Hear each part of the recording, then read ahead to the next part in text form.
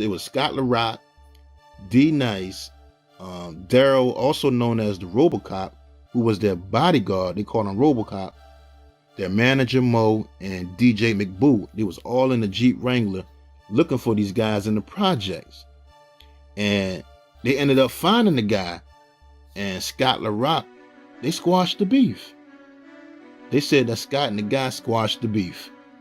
But then their bodyguard, Robocop, who was like 6'5", big muscles and everything, he gets out the car, ends up getting into it with another guy, and he ends up slamming the guy on the ground. Next thing you know, bullets were coming from everywhere. People were shooting from the bushes, from on top of the roof, and everything.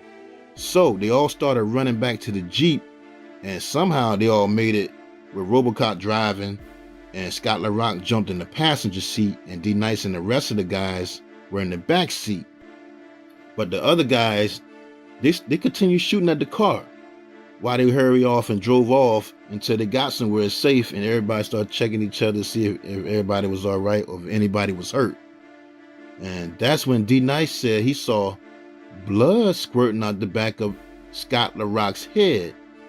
And that's when they discovered that Scott was shot twice, in the head and in the neck.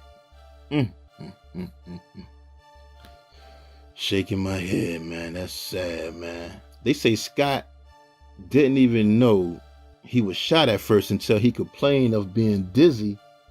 And he was telling them, like, why y'all got the music so loud?